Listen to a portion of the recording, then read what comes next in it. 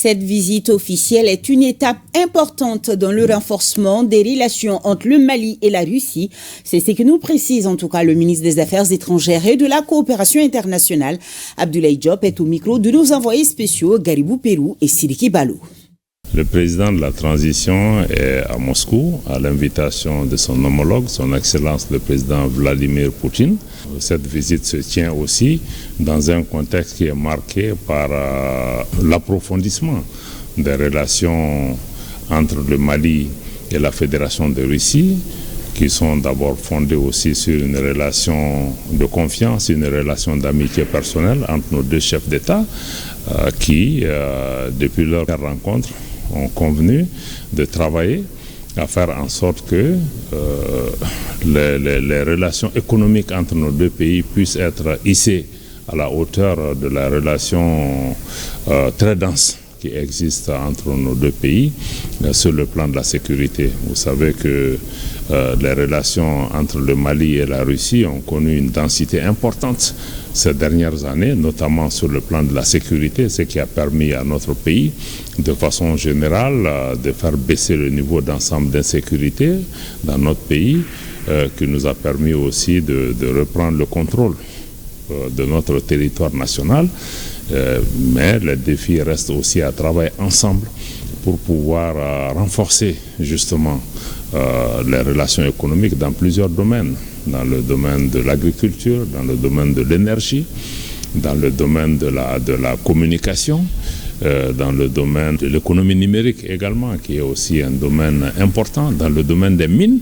L'éducation aussi a vu une augmentation exponentielle des bourses accordées aux étudiants maliens pour venir étudier dans ce pays.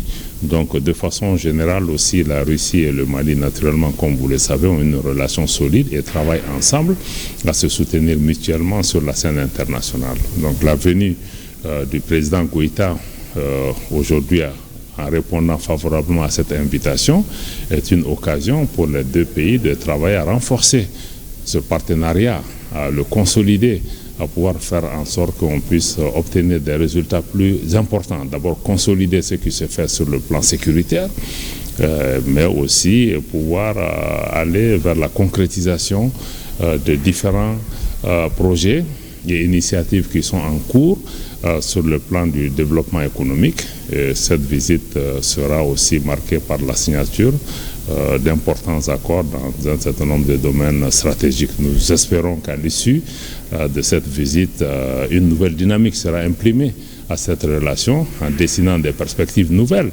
Parce que le président Goïta aussi arrive ici, à Moscou, en tant que président de la Confédération des États du Sahel. Et vous savez que la Russie aujourd'hui a établi un partenariat aussi avec la Confédération des États du Sahel. Donc l'ensemble de ces questions, la situation dans la région, la situation en Afrique et la situation globale aussi feront partie des évaluations auxquelles nos deux chefs d'État vont procéder. Tout à l'heure, d'ailleurs, nous venons d'avoir une séance de travail au cours de laquelle le chef de l'État nous a donné les dernières directives et les derniers réglages pour cette mission. Et nous souhaitons que nous puissions arriver à des résultats et à des succès importants lors de des échanges de haut niveau entre nos deux chefs d'État.